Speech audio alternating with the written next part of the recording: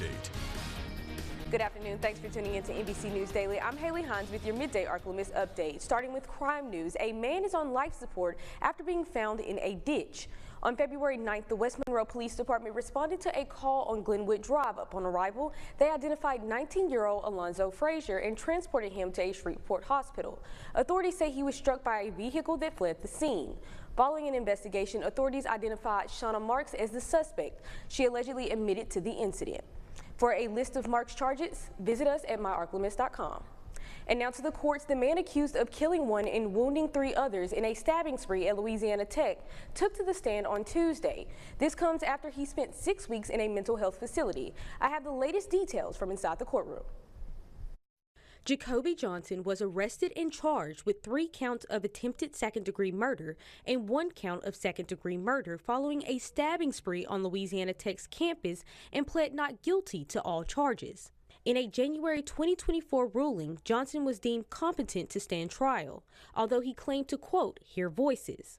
On May 2nd of 2024, the ruling was reversed by the Louisiana Second Circuit Court of Appeal. After waiting 6 months at the Lincoln Parish Detention Center, Johnson was transferred to a mental health facility on December 3rd of 2024. 6 weeks later, on January 13th, 2025, ELMHS informed the court that Johnson was fit to stand trial. Johnson was present in court on February 11th, where reports from doctors were submitted to the defense and the state, and he was found competent to stand trial. The judge overseeing the trial believed Johnson and his current attorney, Judith Hampton, had a conflict of interest. The judge then ordered that defense attorney Hampton be replaced by defense attorney Rick Candler. One of the men accused of killing a boy and wounding 3 others at a homecoming party was in court yesterday. NBC 10's Joel Massey joins us with more about the case.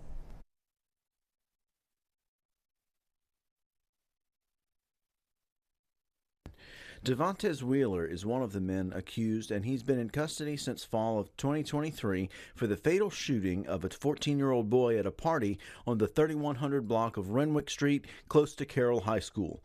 3 others were also injured by gunshot wounds that night. Joshua Smiley is also charged with the shooting. Both Wheeler and Smiley have entered pleas of not guilty and have made motions for a speedy trial. Smiley was 19 at the time of the shooting and is charged with second-degree murder, criminal conspiracy, 2 counts of carrying a weapon on school property, and aggravated assault with a firearm. His bond was $365,000, of which he was not able to pay. Wheeler was 17 at the time of the shooting and is also charged with second-degree murder, criminal conspiracy, 2 counts of carrying a weapon on school property, and aggravated assault with a firearm. According to the mother of Joshua Smiley, there's a video showing both Smiley and Wheeler at the party with guns.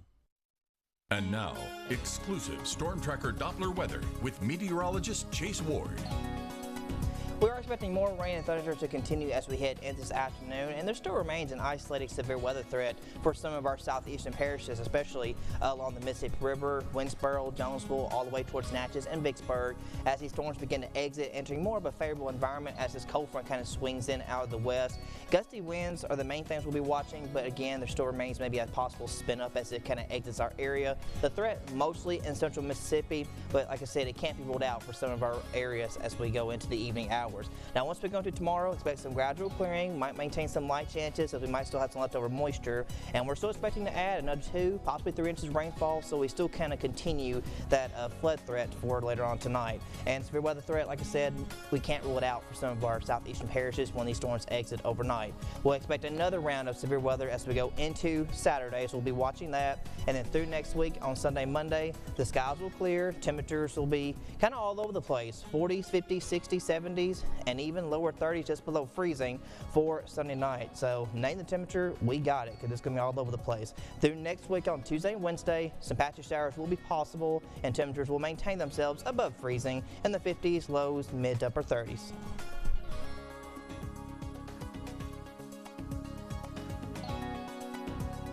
That's it for your midday update. NBC News Daily continues.